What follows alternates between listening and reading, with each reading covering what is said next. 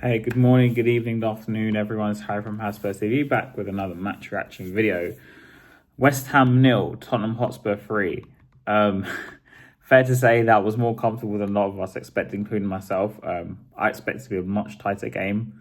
But let's first get into it. Starting lineup. Xavi Simons made his first start, who was probably one of my favourite players today. I think, even though playing off the left, I think he gave us just something I think we've been missing for the past few weeks. Just a bit of creativity and just he was putting crosses in, taking chances, and he was probably my man of the match. I know Bergval was a lot of people's man of the match, but let's talk about the starting lineup.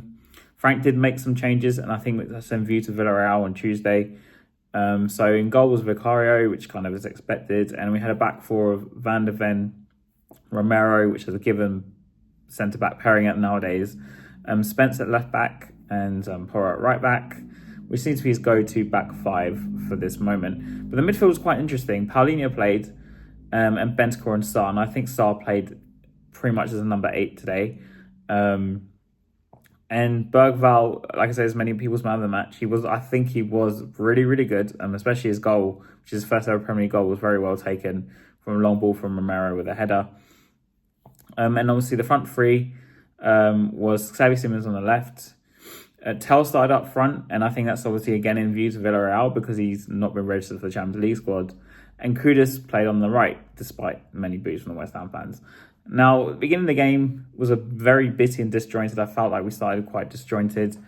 And West Ham went for a very strong period in the first half where I thought they were probably going to score. I think Paqueta missed a great chance. And if he put it just slightly more towards like the inside of the goal, we probably would have scored. And yeah, I felt near the end of the first half, though, we kind of got our foot into the game. And we had a good 15 to 20 minute spell where we dominated and we probably should have scored, especially from the sequence of corners. Of course, there was a VAR controversy where we already could have got a penalty and our disallowed goal probably should have been allowed.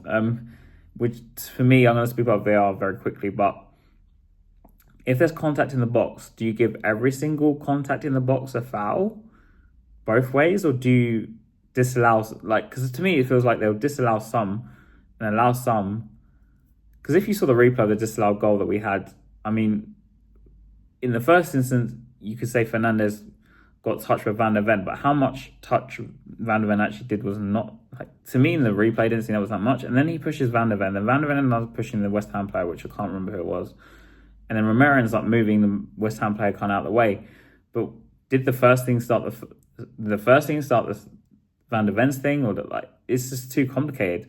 So do you always disallow goals when there's contact in the box like that, and because later on in the game there was an instance where you could argue we could have got a penalty where the guy basically got rugby tackled Van der Ven, and I'm not sure it was the same player, but it's just like that wasn't given as a penalty, but then the contact before was given as a foul against us. So it didn't make sense. I mean, in the end, it didn't affect us because we ended up winning the game 3-0. So second half starts, and this is kind of when Spurs dominated. We got the goal from a corner, and I think Xavi Simons was the guy who got the assist for it.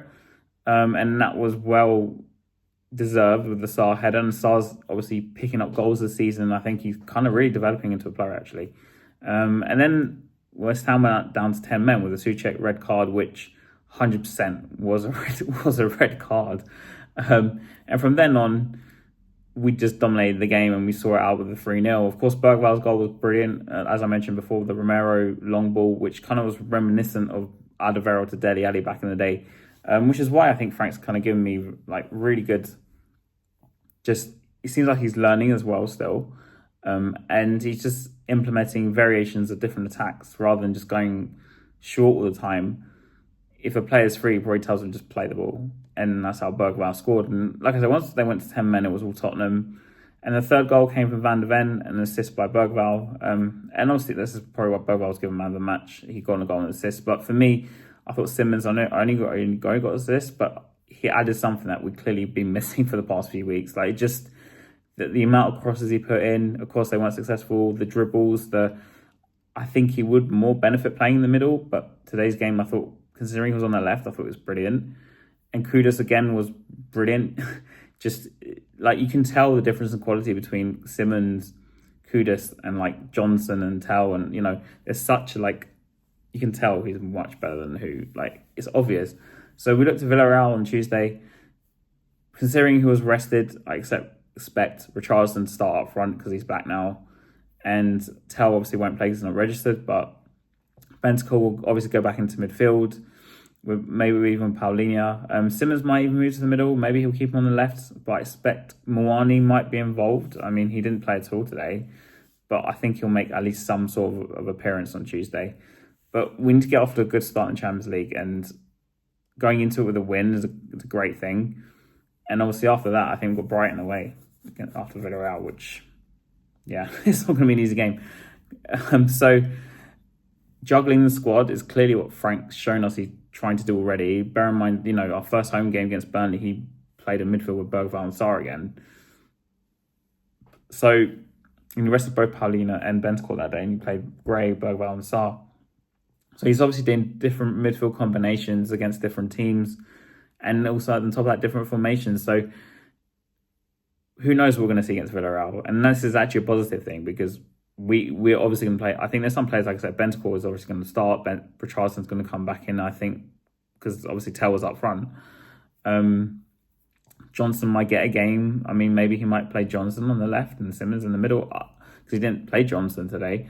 So I'm saying there's loads of different variations he can do. I mean, Odegaard even could play. Like that's what I mean. Like there's options. Not that these options on the left are the best, but which is why I think Xavi was kind of playing there today. But like, who knows what team we're playing against Villarreal? But I trust Frank to pick the right team, and we need to win that game because it's the first game of the Champions League and at least get off to a good start to give us like a decent chance to try and finish in the top 8, which is a bit of a stretch, but we've got a reasonable draw. So come on, you Spurs.